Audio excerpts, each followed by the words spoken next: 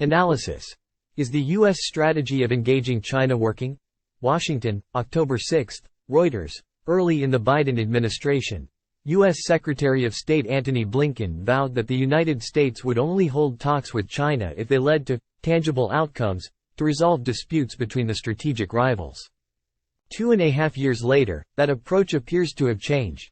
Since the start of the summer, the administration has embarked on a largely unreciprocated push to talk with Beijing, establishing working groups and sending 3 cabinet-level officials and its top climate envoy to Beijing.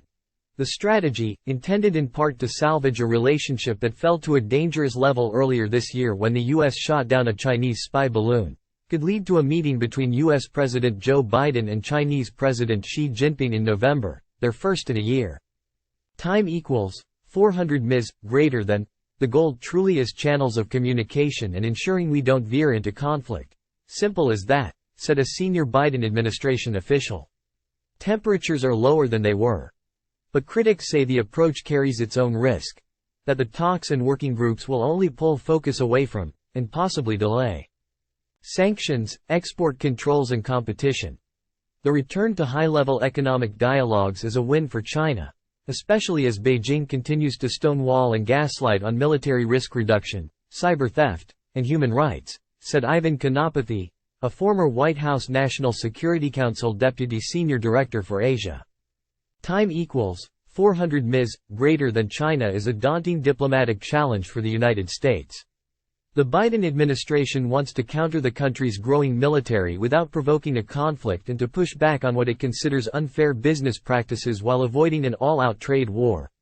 Officials say they are imposing tough measures when necessary while reiterating that the U.S. is open for dialogue to keep relations stable. They point to the high-tech sector, where the U.S. has imposed sweeping restrictions on the export of semiconductors and bans on U.S. investment in certain Chinese tech companies while offering new incentives for companies to expand. Instead, in the United States, the criticism we get from some on Capitol Hill and some in the academic community, of course, is that competing means you can't talk to China, said the administration official. That is a fundamental misunderstanding of diplomacy. The hard, difficult conversations are always with competitors. Those conversations, said the official, include explaining concerns that U.S. technology is being used to improve the capabilities of China's military. When successful, such dialogue can also ease tensions. Time equals 400 ms, greater than. One possible sign of a thaw is China's recent assistance with the return of Travis King, a U.S. soldier detained in North Korea and transferred back home through Chinese territory. Nonetheless, the rush of visits by U.S. officials to China, intended in part to cue up a meeting between Biden and Xi at November's Asia-Pacific Economic Cooperation Leaders Summit in San Francisco, doesn't sit well with some critics and Republicans in Congress, who see stricter reciprocity as a wiser starting point. A year of U.S.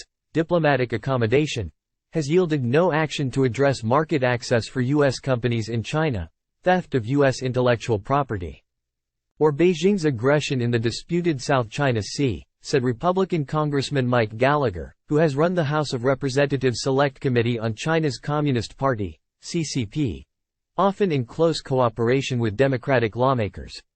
Meanwhile, the administration has delayed, diluted or otherwise sacrificed defensive actions, like tougher export controls or sanctions on CCP officials, he said.